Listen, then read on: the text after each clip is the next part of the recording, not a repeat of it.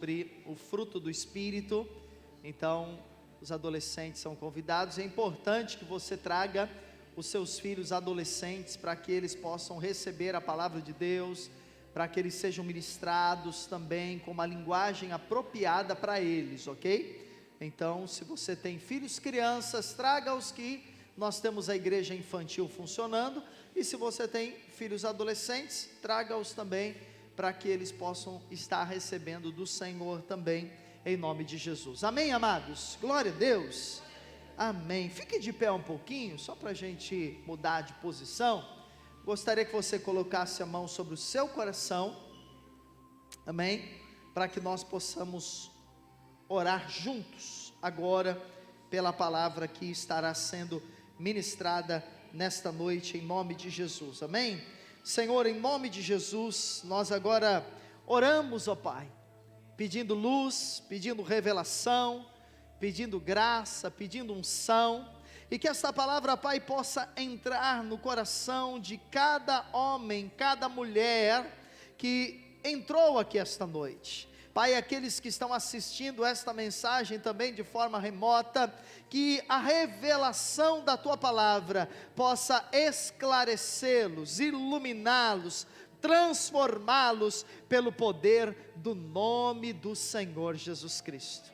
Pai, que o Senhor nos dê, ó Pai, clareza do Evangelho da Graça, que o Senhor nos dê clareza do que é viver baseados não na lei, mas na graça do Senhor, e que possa, Pai, acontecer nesta comunidade, e ó Pai, consequentemente nas famílias, nos lares, em todos os lugares, que possa acontecer um despertar da graça do Senhor.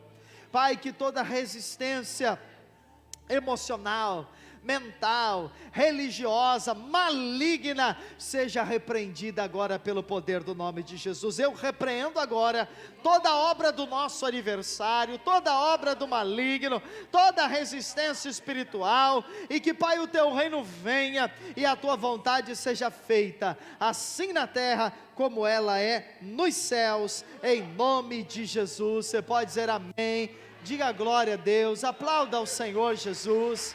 Glória a Deus. Podem sentar. Aleluia.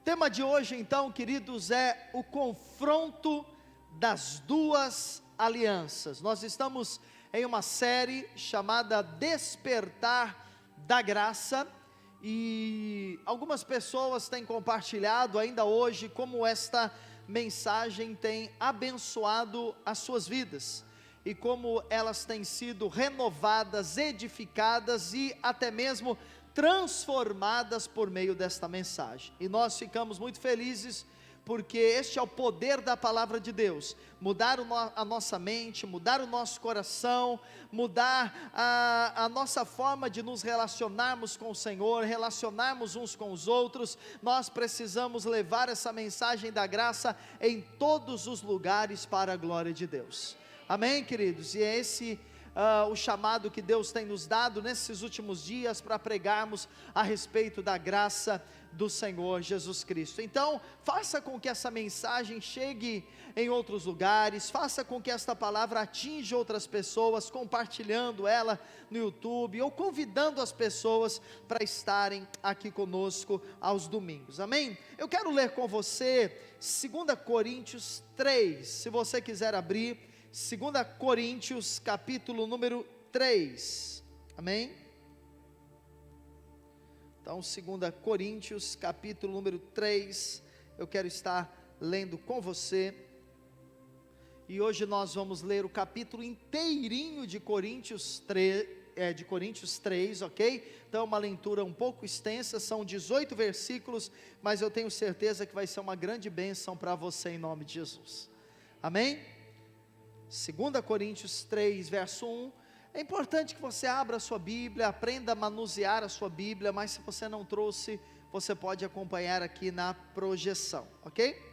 Então eu vou ler, queridos. Diz assim, o apóstolo Paulo dizendo: começamos, porventura, outra vez a recomendar-nos a nós mesmos, ou temos necessidade, como alguns, de cartas de recomendação para vós outros, ou de vós sois a nossa carta, escrita em nosso coração, conhecida e lida por todos os homens. Então, até aqui, esses primeiros 2 versículos, Paulo está conversando com os coríntios. Você sabe que isso acontecia por meio de cartas, né? Não havia internet, não havia ligação telefônica, então a comunicação era por meio de cartas, e Paulo está conversando com os coríntios, e de certa forma fazendo uma defesa, porque algumas pessoas questionavam o seu apostolado,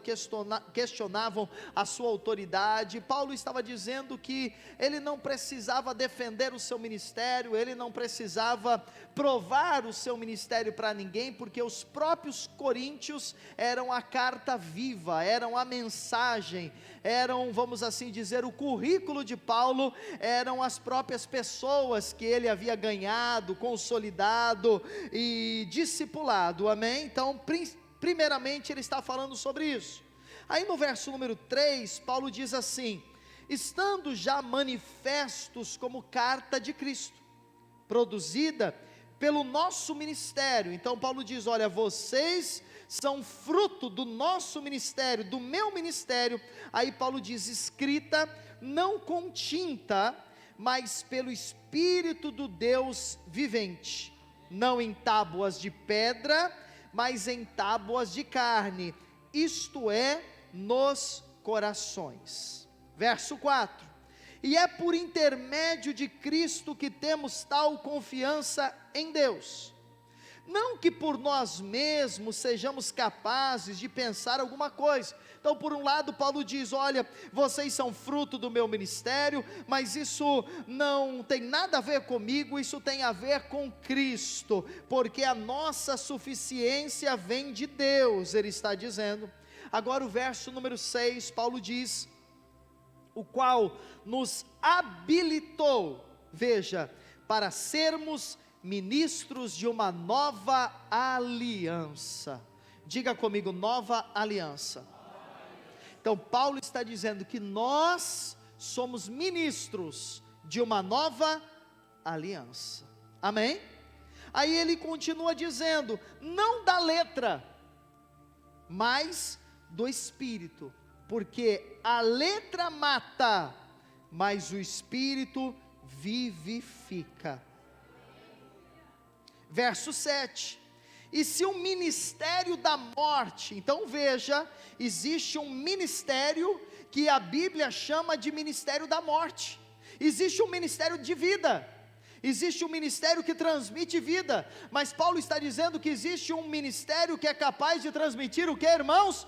Morte. E que ministério é esse? Ele vai explicar. Mas se o ministério da morte, gravado com letras em pedras, e você que conhece um pouco da Bíblia, você sabe o que foi gravado em letras em pedras. O que foi, irmãos?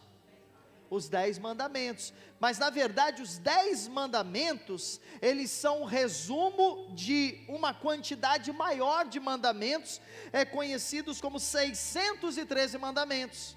Então na verdade os 10 mandamentos, eles apresentam um resumo de toda a lei, amém? Então Paulo está dizendo que a lei lá do Velho Testamento, ela é conhecida como um ministério de morte, não é capaz de transmitir vida, apenas transmitir o que, irmãos? Morte. Se o ministério da morte, gravado com letras em pedras, se revestiu de glória, a ponto de os filhos de Israel não poderem fitar a face de Moisés por causa da glória do seu rosto, ainda que desvanecente. Então Paulo está lembrando de que quando Moisés desceu do monte Sinai com as tábuas da lei carregando, a Bíblia diz que a glória de Deus resplandecia no rosto de Moisés, amém? A ponto de os hebreus, os israelitas, não conseguirem fitar os olhos no rosto de Moisés por causa da glória de Deus. Mas Paulo está dizendo: se aquele ministério, que era um ministério de morte, tinha tanta glória, muito mais agora o ministério do Espírito, o ministério da vida, a nova aliança tem uma glória muito maior. É isso que Paulo vai explicar no verso número 8, olha só, como não será de maior glória o ministério de quem, irmãos? Do Espírito. Então existe um ministério de morte, que é a lei, mas existe um ministério do Espírito. Aí Paulo vai dar mais um nome a esse ministério de morte, que é a lei. Ele diz assim: porque se o ministério da condenação, então o ministério de morte, que é a lei, ele é um ministério que condena as pessoas. Porque se o ministério da condenação foi lá atrás, lá no Antigo Testamento, foi glorioso, em muito maior proporção será glorioso o ministério da justiça, que é o ministério que nós estamos vivendo hoje. Porque ao vivermos a nova aliança, nós estamos vivendo debaixo da justiça do Senhor, nós recebemos a justiça de Cristo. Às vezes eu ouço algumas pessoas dizendo assim: eu gostaria muito de ter vivido lá nos dias de Moisés, lá nos dias dos profetas, lá nos dias dos legisladores. Não, você não gostaria de ter vivido nesses dias, é que você tem uma ideia do que é e pensa que é maravilhoso, mas não é. Sabe por quê? Porque lá, se uma pessoa pecasse, se uma pessoa errasse, se uma pessoa transgredisse um único mandamento, a Bíblia diz que ela era passível de maldição, de juízo de Deus, de até morte. Algumas pessoas, por causa do pecado delas, elas morriam, porque a lei dizia: toda alma que pecar, essa o quê? Morrerá. Então nenhum de nós queria viver na velha aliança. Nós estamos na aliança correta, nós estamos na nova aliança. Amém, amados? Aí Paulo continua dizendo: porquanto, verso 10, na verdade, o que outrora foi glorificado neste respeito, quer dizer, lá atrás, a lei, a velha aliança, já não resplandece diante da atual sobreexcelente glória. Então a lei hoje não tem mais o brilho que tinha no passado. Sabe por quê, irmãos? Porque há uma luz muito maior, uma luz mais excelente. Imagine se nós apagássemos todas as luzes desse prédio e ficássemos em um breu e um escuro, e você pegasse o seu aparelho celular e você acendesse, como eu vou fazer agora, você acendesse aqui a lanterna do seu celular. Seria uma boa luz no meio das trevas, seria uma boa iluminação, talvez ajudasse eu e você a sairmos do nosso lugar e chegarmos até lá, rua onde há uma iluminação. A lei é essa pequena luz, mas esta pequena luz, quando nós acendemos, hoje nós não acendemos tudo, só uma parte, né? Mas quando nós acendemos toda a iluminação que existe dentro desse prédio, essa luz tem algum valor, irmãos? Não, ela é totalmente o quê? Ofuscada, ela não serve absolutamente para mais nada. A lei era uma pequena luz que tinha um brilho, mas a nova aliança, a graça, é essa luz que iluminou, e que agora deixa a lei completamente ofuscada. A lei não tem mais valor, porque o fim da lei é Cristo. Agora a única coisa que tem valor para nós é Cristo, é Jesus. Amém? Então é isso que Paulo está dizendo. Olha, já não, aquilo lá já passou, a velha aliança já passou, porque agora existe uma glória muito maior. Versículo 11, porque se o que se desvanecia teve sua glória, muito mais glória tem o que é permanente. Então há um paralelo, há um confronto que Paulo está fazendo aqui entre a velha aliança e a nova aliança, e esse confronto que nós precisamos compreendê-lo. Versículo 12, tendo pois tal esperança, servimos-nos de muita ousadia no falar. Versículo 13, e não somos como Moisés. Diga, eu não sou como Moisés. Sabe por quê, irmãos? Moisés tinha que pôr um véu no rosto, diz aí a Bíblia, e não somos como Moisés, que punha véu sobre a face, para que os filhos de Israel não atentassem na terminação do que se desvanecia. Versículo 14, mas os sentidos deles se embotaram. Porque até hoje, escute, quando fazem a leitura da antiga aliança, Paulo está dizendo, né, que até aquele momento, e continua até hoje, quando um judeu, ele pega a Bíblia, né, não é a Bíblia, é a Torá, é o Antigo Testamento, onde estão os profetas, o Pentateuco. Quando Paulo está dizendo que quando um hebreu, um judeu, ele está diante da palavra de Deus, há um véu que não deixa que ele enxergue Jesus Cristo no Velho Testamento, e por isso que ele não se converte. Quando um judeu consegue ver Jesus lá nos profetas, ver Jesus em Isaías 53, ver Jesus no Salmo 22, quando um judeu consegue ver Jesus em Gênesis capítulo 2, capítulo 3, então ele se converte ao Senhor Jesus. Mas diz a Bíblia que há um véu que o cega. Diz aqui, até o dia de hoje, quando fazem leitura da antiga aliança, da lei, o mesmo véu permanece, não lhe sendo revelado que em Cristo é removido. Mas até hoje, quando é lido Moisés, o véu está posto sobre o coração deles. Por que nós não somos como Moisés? Porque o véu já foi removido, e nós hoje podemos contemplar o Senhor face a face, face a face, não tem véu. E é isso que Paulo vai dizer. Olha só, versículo 17, ora, o Senhor é o Espírito, e onde está o Espírito do Senhor, aí a liberdade. Agora veja, e todos nós com o rosto sem véu, desvendado. Na velha aliança, eles tinham um véu que os impedia de contemplar o Senhor, porque diz a Bíblia que aquele que contemplasse o Senhor morreria. Por quê? Por causa do pecado. Mas hoje o véu foi removido, a justiça de Cristo nos foi imputada, nós não somos mais pecadores, nós somos justos, e nós podemos contemplar o Senhor, e a Bíblia diz que ao contemplá-lo, nós somos transformados de glória em glória, na sua própria imagem, como pelo Senhor. Irmãos, o que muda as pessoas não é a lei, o que muda as pessoas é contemplar Jesus. A lei coloca apenas as pessoas em uma mordaça, em uma gaiola. A lei mexe com o exterior, mas ela não é capaz de mexer com o interior.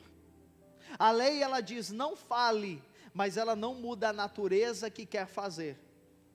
A lei diz não vá, mas ela não muda a natureza que quer ir. Entende? Então o que muda o nosso coração, o que muda o nosso interior, o que nos torna perfeitos diante de Deus, é nós contemplarmos ao Senhor. Então esse texto é um texto extenso, eu já levei bastante tempo aqui, pelo que eu estou vendo, falando sobre ele, mas foi importante que assim o fizéssemos. Esse texto, ele traz essa diferença entre as duas alianças. E por que eu quero falar sobre isso? Porque é possível que hoje um crente, ele esteja na nova aliança, mas vivendo com base na velha aliança. E eu tenho visto isso em muitos irmãos. Eles estão na nova aliança, mas eles se relacionam com Deus como se eles ainda estivessem na velha aliança. Isso traz um grande problema, isso traz um problema terrível. Na velha aliança, Deus exigia a justiça do homem. Então na velha aliança, o homem precisava ser perfeito, justo, totalmente íntegro, e ele precisava fazer de tudo para que ele não transgredisse nenhum mandamento. Isso na velha aliança. O que aconteceu na nova aliança? Deus pegou a justiça de Cristo e colocou a justiça de Cristo em nós. Então lá no Velho Testamento, a lei dizia faça. No Novo Testamento, a palavra diz receba, é de graça. Então nós recebemos a justiça de Cristo. A Bíblia diz que o justo viverá pela sua fé. Por que o justo viverá pela sua fé? Porque ele não é capaz de ver a justiça nele, ele precisa crer que ele é justo. Ele não é capaz. Muitas vezes nós não conseguimos perceber a justiça. Se nós ficarmos olhando para nós mesmos, o que nós vamos perceber é o pecado.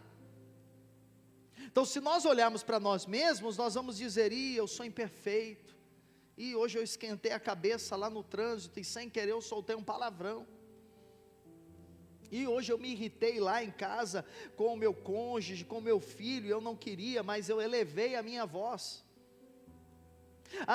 Hoje eu tive um pensamento aqui impuro, um pensamento assim, um pouco pornográfico, e eu não queria, mas eu tive esse pensamento. Então, se você fica olhando para você, você não vê nenhuma justiça em você. Por isso que o justo vive pela fé, porque ele sabe que não é a justiça dele, mas é a justiça de Cristo que foi imputada a ele, que foi dada a ele. Então eu quero mostrar, irmãos, no tempo que nós temos hoje, se não der tempo eu continuo semana que vem, mas eu quero mostrar algumas diferenças entre a velha aliança e a nova aliança. E a primeira diferença que eu quero apresentar para você, é que a velha aliança é uma promissória de dívida, mas a nova aliança, ela nos dá paz. Amém? A Bíblia diz em 2 Coríntios 3:6 que nós somos habilitados para sermos ministros de uma nova aliança. Aí diz assim: ministros de uma nova aliança não da letra. Aí a gente precisa entender o que é a letra. O que é a letra? A letra é a lei, nós entendemos isso. Mas a letra, ela está ligada diretamente à dívida. Quem entende um pouquinho, de finanças e de economia, ou lê alguma coisa, sabe que todo governo, o governo brasileiro também faz isso, ele emite um documento chamado LTN. É um documento que tem o nome de letras, essa sigla significa Letra do Tesouro Nacional. E quando você vai lá e você adquire uma letra, você torna-se proprietário de um valor em que o governo, ele passa a ser o seu credor, o governo passa a dever para você. Isso é chamado de letra até hoje. Então, quando a Bíblia, o apóstolo Paulo, ele estava falando sobre a letra, ele não estava falando só sobre a lei, mas ele estava falando também de uma dívida. A velha aliança, ela nos colocava em uma posição de nós estarmos sempre devendo para Deus. Às vezes eu ouço algumas pessoas dizendo isso, e não só elas não deveriam dizer, como elas não deveriam pensar assim, elas devem renovar a sua mente. Há pessoas que às vezes chegam para mim e dizem assim: pastor, eu estou em dívida com Deus. Você já ouviu essa expressão? Eu estou em dívida com Deus, eu preciso ir no culto, já tem 2 meses que eu não vou, estou devendo para Deus. Eu estou em dívida com Deus, já faz 6 meses que eu não entrego o meu dízimo.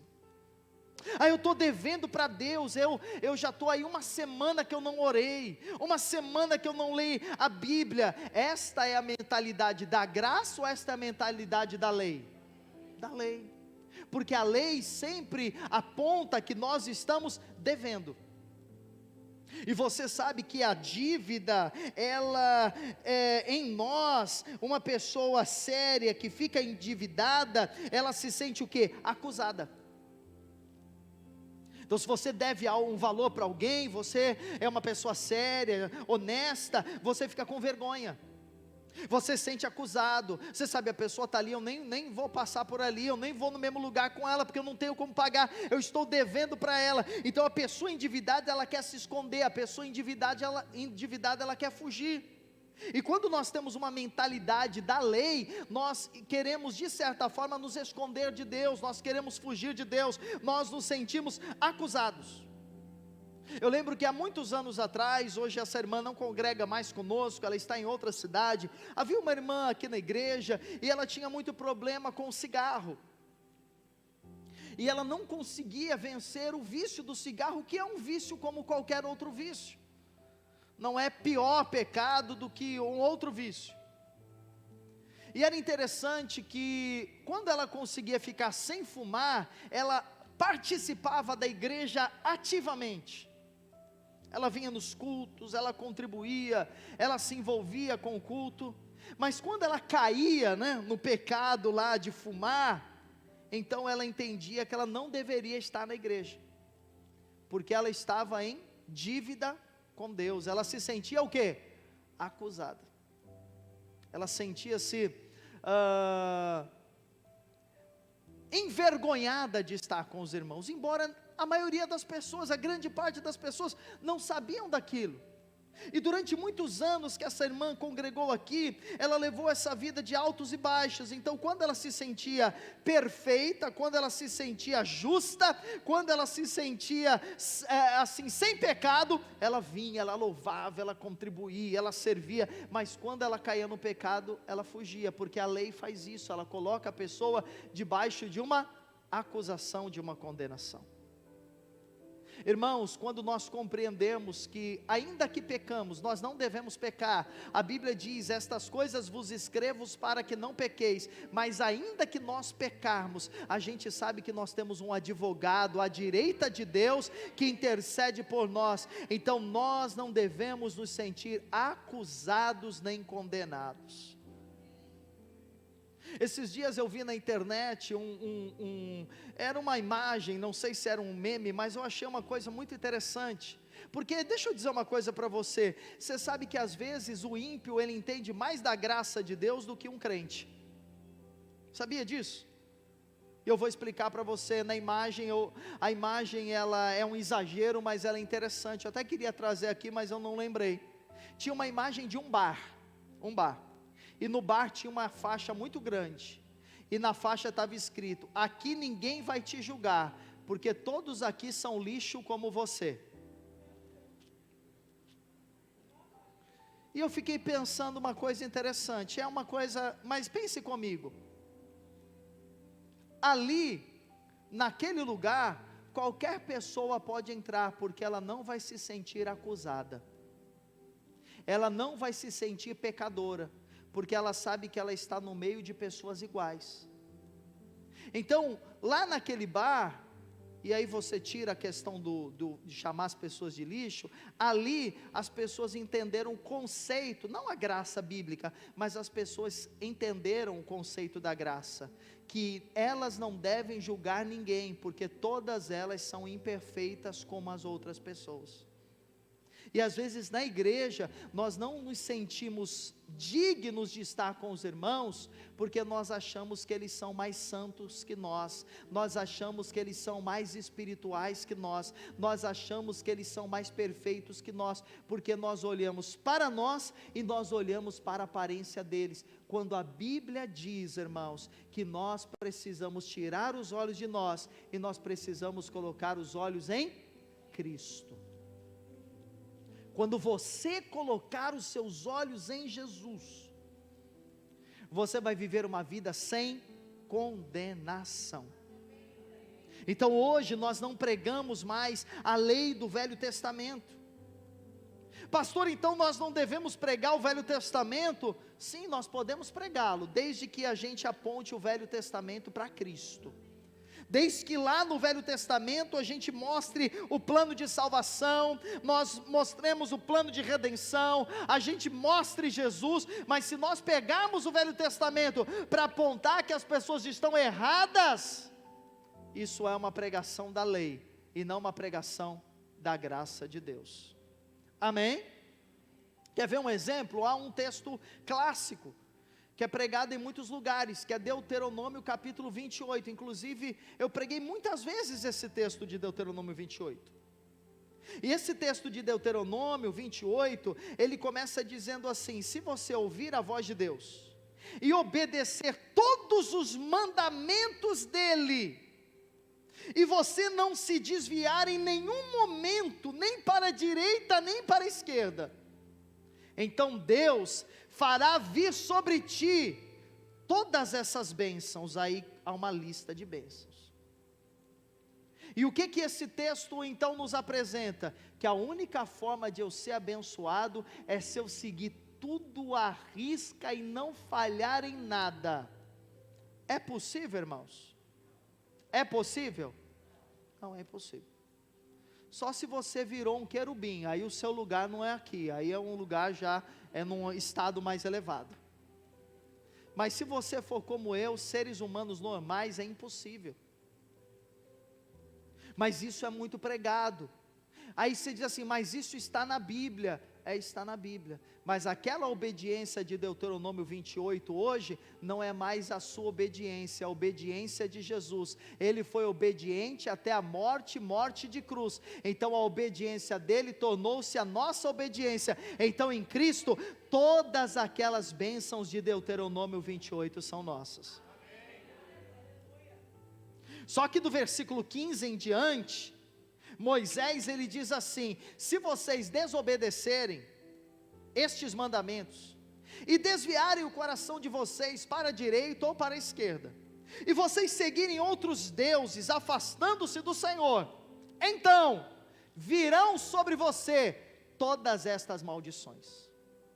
Do versículo 1 ao versículo 14, tem bênçãos. Agora do versículo 14 até o versículo 50 e pouco, é só maldição, meu irmão. E é maldição para dar e vender, e é muita maldição. E lá está dizendo que se nós desobedecemos um mandamento, a maldição vem sobre nós. Então tem muito crente que ele vive com medo da maldição. Tem muito crente que ele vive com medo de que algo de ruim vai acontecer com ele. Então ele pensa, olha, pode acontecer algo comigo errado, pode acontecer um acidente, pode acontecer um câncer, pode acontecer uma enfermidade. Por quê? Porque eu desobedeci a Deus. Então, como é que nós entendemos hoje Deuteronômio 28, à luz da nova aliança? Nós compreendemos que todas aquelas maldições que estão lá, elas já foram encerradas na cruz. Cristo nos resgatou da maldição da lei, Gálatas 3,13, fazendo-se maldição em nosso lugar, porque está escrito, maldito todo aquele que for pendurado no madeiro. Então crente pode viver amaldiçoado, sim ou não? Não pode. Agora você sabe que tem muitos crentes que acreditam em maldição.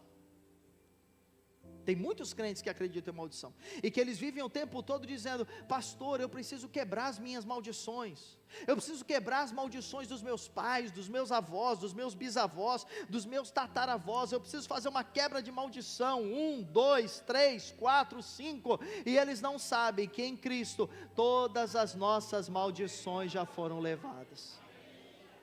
Nós somos abençoados, abençoados.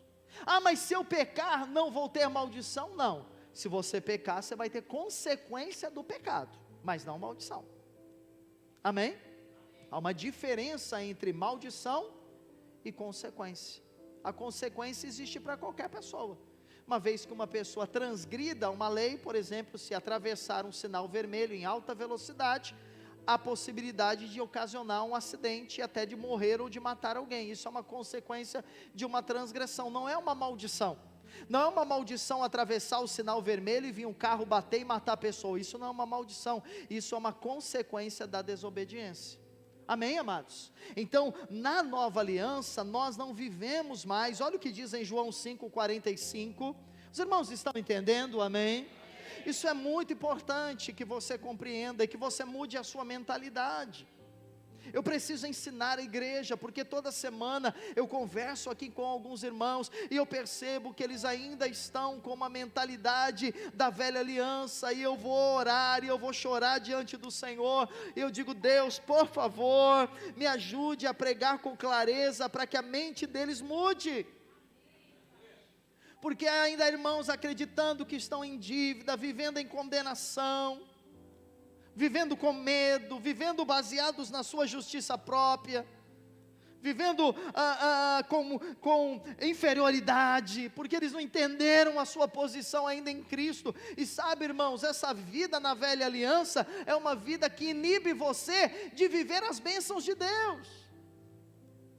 Por isso que eu falei, às vezes a pessoa do mundo, ela desfruta mais do favor, mais das bênçãos, porque ela não vive debaixo de acusação, porque às vezes ela não está em um ambiente religioso, e a religião coloca culpa e condenação sobre pessoas. Por isso, isso aqui não é uma religião, isso é o reino de Deus. Nós somos o reino de Deus, e nós precisamos pregar essa mensagem para as pessoas lá fora, crentes e não crentes. Precisamos falar para os nossos amigos, porque há muitas pessoas, como Jesus vai dizer agora em João 5,45, não penseis que eu vos acusarei perante o Pai. Jesus está dizendo, eu não vou acusá-los. Quem vos acusa, quem é? Quem vos acusa, quem é? Ah, pastor, quem me acusa é o diabo, também, mas às vezes não é o diabo, quem nos acusa é Moisés. E quem é Moisés? Moisés é a lei. Quando você vê Moisés, você está vendo a lei. Então, quem acusa é a lei. Então, diga, eu não fui chamado para acusação e condenação. Diga para duas pessoas agora, enquanto eu tomo uma água, diga, você não foi chamado para acusação e condenação. Aleluia. Glória a Deus. Se Deus não nos acusa, se quem nos acusa é a lei, então, irmãos, nós precisamos compreender o nosso lugar, que é em Cristo e não mais na lei. Amém? Na verdade, diz a Bíblia que o Senhor é o nosso advogado de defesa. Então, mude a sua mentalidade de achar que você está devendo para Deus, de você estar devendo para a igreja, de que você está devendo para as pessoas. Não, toda dívida já foi paga em Cristo. Amém, queridos? Então, quando uma mensagem, isso é muito importante, escute, olhe para cá, eu gostaria que você entendesse isso, os líderes de célula prestassem atenção. Quando nós acabamos, as pessoas que ministram, quando nós acabamos um culto, quando nós acabamos uma reunião, quando esse culto aqui acabar, ninguém pode sair daqui debaixo de condenação e acusação por causa da mensagem pregada, ninguém. Se alguém sair daqui debaixo de condenação ou acusação, sai daqui porque quis, porque a mensagem não é para acusar você. Agora, existe sim muitas mensagens, existe muitos lugares que eles estão pregando condenação. Às vezes eu vou visitar células e eu percebo isso e eu preciso orientar. Às vezes o líder, na ânsia de querer que os irmãos estejam, sabe, avançando em Deus, ele usa da condenação sem que ele perceba. Então às vezes eu vou numa célula que a pessoa começa assim, então irmão, mas será que você orou essa semana? Será que essa semana você orou por essa reunião?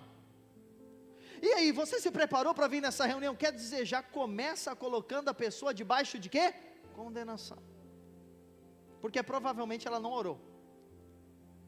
Porque provavelmente ela não jejuou. E aí, irmão, você vai convidar alguém, você não convidou ninguém, você não traz ninguém. Condenação. E nós, diz a Bíblia, nós não somos ministros da condenação, nós somos ministros da vida. Amém? Então nós precisamos estar atentos a isso. Porque nós não olhamos para nós olhamos para Cristo. Eu preciso orar? Preciso. Eu preciso convidar pessoas? Preciso. Eu preciso fazer a obra de Deus? Preciso. Eu preciso contribuir? Eu preciso. Mas eu não faço isso por condenação, por medo. Eu faço isso por gratidão, por amor. Eu faço isso porque o meu coração está sendo transformado. Eu contemplo a Deus. Deus é generoso, eu me torno generoso. Eu contemplo a Deus. Deus é amor, Salvador. Então eu prego o Evangelho porque eu quero que as pessoas experimentem o amor e a salvação. Há uma diferença. Agora é lógico, irmãos, dificilmente hoje um pregador, um pastor, um líder, ele prega apenas a lei. As pessoas misturam a lei e a graça. E aí como é que é isso? Olha, para você receber Jesus é de graça, né? Então a gente faz um apelo, você quer receber Jesus, você vem aqui à frente, é de graça, não tem que pagar nada, Ele morreu na cruz por você, amém. Aí depois que a pessoa converte, muitas vezes é dito para ela, então, mas para você receber a bênção, você tem que orar bastante.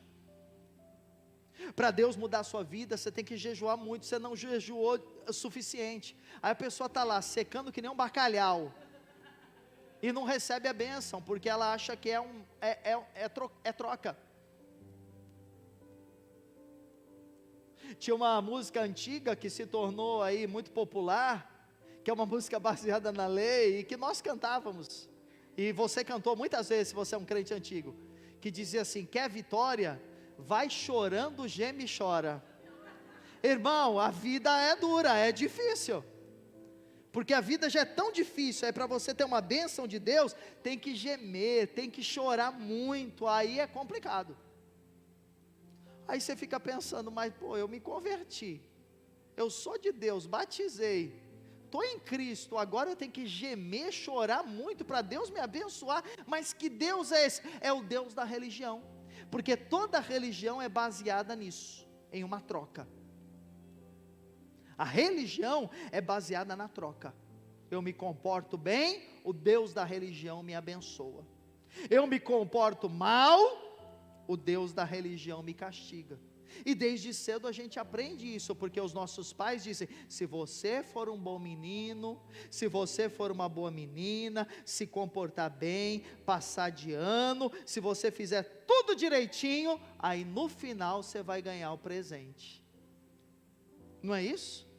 E a gente ensina essa religião para os nossos filhos, e vamos passando essa religião de geração a geração, quando Deus disse, é de graça que nós recebemos, é por causa de Cristo, é por causa do amor de Deus. Então, irmãos, essa lei, ela não acrescenta fé no nosso coração, mas ela só acrescenta dúvida, ela só acrescenta medo, e ela é a base, como eu disse, de toda a condenação. E em segundo lugar, eu vou terminar com este segundo ponto. Diz que a velha aliança resulta em morte, mas a nova aliança é o ministério do Espírito Santo de Deus. Diga glória a Deus.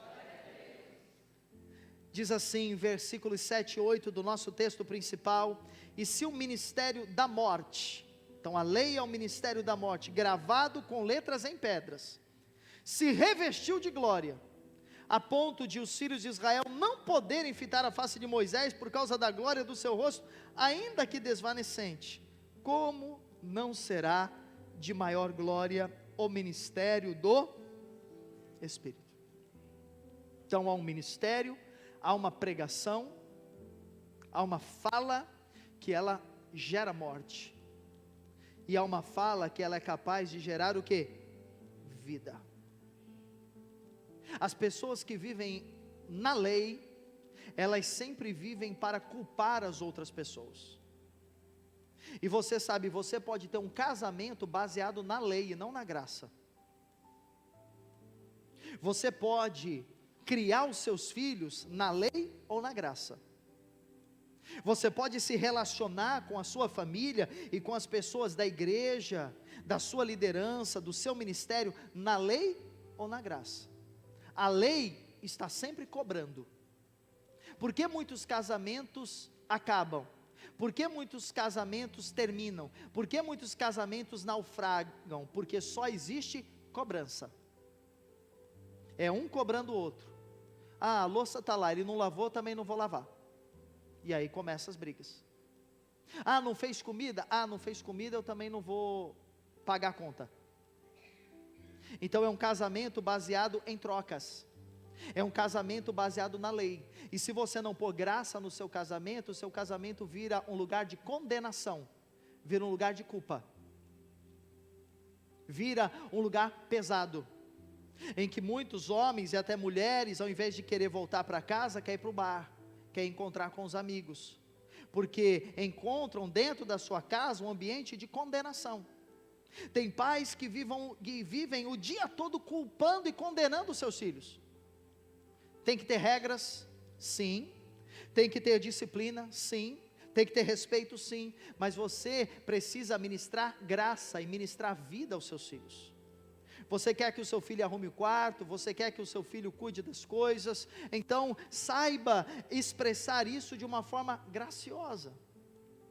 Não condenando, não acusando, não dizendo, você é um bagunceiro, você não tem jeito, você não ajuda em nada, você é rebelde.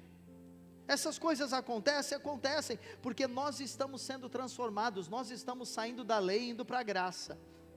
A gente está firme na graça, mas de vez em quando dá um escorregão e a gente volta para a lei. Sim ou não? Acontece com alguém aqui? Que bom, pensei que fosse só comigo. Entende, irmãos? Agora, o ministério do Espírito, ele vai ministrar fé. Ele vai dizer, você pode, você consegue, Deus é com você, você vai ser transformado. O ministério do Espírito não vai dizer para o marido, você é um alcoólatra, vai dizer, você é um homem de Deus, você é um homem santo, você é um homem transformado, ainda que isso não seja visto. O ministério da lei vai dizer para a mulher, você não cuida bem da casa, você não faz as coisas. O ministério da lei vai acusar, mas o ministério da graça vai abençoar. Eu vejo em você uma mulher disciplinada, uma mulher abençoada, uma boa dona de casa. É isso que a graça faz. Amém, amados? Então Paulo, ele diz que a velha aliança é o ministério da morte.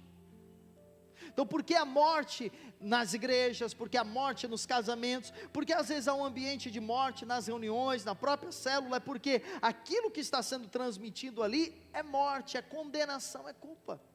Então hoje nós temos um cuidado até com as músicas que nós cantamos aqui. Eu sempre instruo as pessoas do louvor. Hoje nós tivemos uma reunião aqui com a equipe de louvor, no café da manhã, por sinal muito gostoso, e sempre na reunião eu falo a mesma coisa, nós precisamos olhar as letras das músicas. Não é porque é moda, não é porque está no TikTok, não é porque está no YouTube, não é porque está nas redes sociais, nós precisamos entender, essa música ela transmite vida ou ela transmite morte? Esse é o ministério da nova aliança.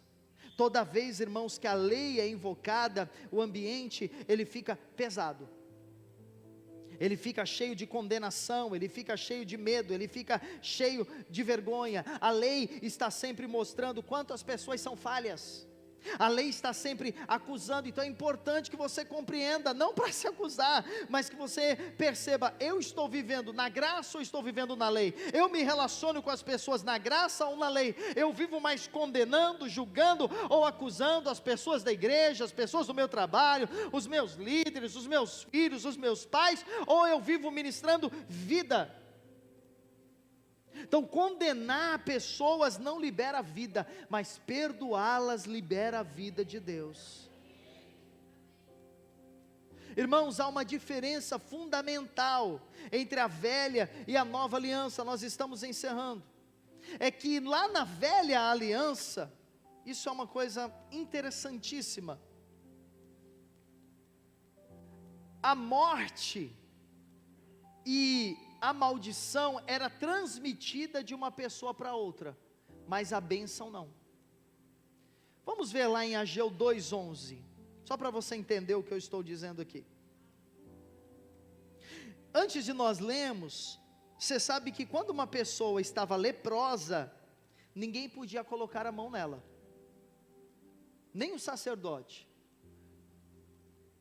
Se houvesse um cadáver, ninguém podia se aproximar dele, nem o sacerdote, porque se alguém, sem querer, ainda sem saber, encostasse em um leproso, em um cadáver, ou em uma pessoa com fluxo de sangue, por isso que quando você lê lá a história da mulher hemorrágica, que ela foi entre a multidão, escondida, por quê? Porque ela, se encostasse alguém, aquelas pessoas ficavam contaminadas pela lei, e elas passariam por todo um ritual de purificação. Agora olha que coisa maravilhosa, depois que Jesus começou o seu ministério, diz a Bíblia que ele foi ao monte para orar. E sabe qual foi o primeiro milagre? O primeiro foi transformar água em vinho, mas o primeiro milagre de cura de Jesus, sabe qual foi? Curar um leproso. Jesus foi lá, encostou no leproso e o curou. Sabe o que Jesus queria dizer? Não só que ele fosse curado, mas Jesus queria dizer: a maldição das pessoas não pode tocar em mim, a maldição das pessoas não pode tocar em nós, a impureza das pessoas não pode nos contaminar, porque nós não estamos mais debaixo da lei, nós estamos debaixo da graça de Deus. O crente não tem medo de olho gordo, o crente não tem medo de macumba, o crente não tem medo de feitiço, o crente não tem medo de palavra de maldição.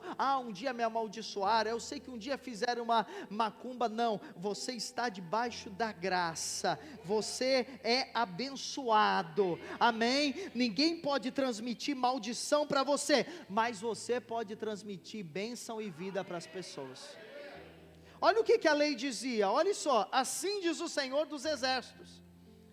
Pergunta agora aos sacerdotes a respeito da lei: se alguém leva carne santa na orla da sua veste, uma carne santa, consagrada, na orla da sua veste, e essa carne vier tocar no pão, no cozido, ou no vinho, ou azeite, ou em qualquer outro mantimento, aí Ageu está dizendo, vamos lembrar da lei, Ageu está dizendo: ficará isto santificado? Quer dizer, se eu pegasse na lei um objeto santo e tocasse em qualquer outra coisa, Ageu está dizendo, os outros objetos ficarão santos? A lei dizia, não. Agora o contrário, olha o que Ageu diz: se alguém que se tinha tornado impuro, pelo contato com o corpo morto, ou leproso, tocar em algumas destas coisas, quer dizer, alguém que foi contaminado, tocar ou no pedaço de pão, ou no azeite, ou numa roupa, ficará ela imunda? Responderam os sacerdotes o quê? Sim, ficará imunda. Então a lei, ela não transmitia bênção, a lei só transmitia o que, irmãos? Maldição. Mas hoje, como ministros da nova aliança, nós transmitimos vida e poder, nós ministramos graça e vida. Por isso, quando você abrir a sua boca, você vai ministrar vida para os seus filhos, você vai ministrar vida para o seu marido, você vai ministrar vida para os seus irmãos em Cristo, você vai ministrar vida para o seu cônjuge, você vai ministrar a vida de Deus às pessoas. Amém? Nós não, queridos, recebemos coisas do maligno, nós não recebemos coisas do diabo. Isso é tão claro que Paulo disse lá em 1 Coríntios 7, Paulo diz que a mulher crente, ela é capaz de quê? Santificar o marido descrente. Então o marido não é convertido, mas diz 1 Coríntios 7 que por causa da mulher, ou vice-versa, por causa da mulher crente, aquele marido é santificado. Agora, aquele marido que não é crente, e se ele anda por algum lugar, e se ele se envolve com coisas que não deveria, e se ele faz coisas erradas, aquele marido que se coloca debaixo de maldição, Paulo diz que a maldição dele não é capaz de tocar nessa mulher crente, não é capaz de tocar nela. Essa é a bênção da nova aliança. Amém? Nós recebemos a bênção, e nós transmitimos a bênção. Então, na velha aliança, o ministério é da morte, mas hoje, irmãos, na nova aliança, nós estamos debaixo do ministério da vida. João 10:10, Jesus diz: eu vim para que tenham vida, e a tenham em abundância. Você pode dizer glória a Deus? Fique de pé no seu lugar, aleluia. Eu quero orar com você, eu quero orar para que Deus te dê revelação nessa noite, revelação da nova aliança, revelação desta posição que você tem em Cristo, e que eu e você, a gente jamais saia desta posição, amém? Que a gente fique firmado na nova aliança, firmado em Cristo, firmado na graça de Deus, não vivendo debaixo de culpa, não vivendo debaixo de medo, não vivendo debaixo de acusação, vivendo na liberdade do Espírito Santo. Amém? Então que essa mensagem possa levar você, ao sair daqui, à liberdade, a ser livre, porque onde está o Espírito de Deus, aí há o que, irmãos? Verdade, liberdade. Então você é livre para servir ao Senhor, para andar, para trabalhar, para cuidar da sua família, para fazer a obra de Deus, para cantar, para liderar, para contribuir. Você é livre, porque nós estamos na aliança do Espírito, nós estamos na aliança da vida. Aleluia. Faça a sua oração, agradeça a Deus pela nova aliança, peça a Deus revelação da nova aliança, peça a Deus revelação da nova aliança, peça a Deus para que você possa, aplicar a nova aliança no teu casamento, na educação dos teus filhos, aplicar a revelação da nova aliança nas tuas finanças, na sua vida emocional, nos seus relacionamentos com os seus amigos, com os seus familiares, com as pessoas desta congregação, para que a gente possa viver a nova aliança em todas as coisas.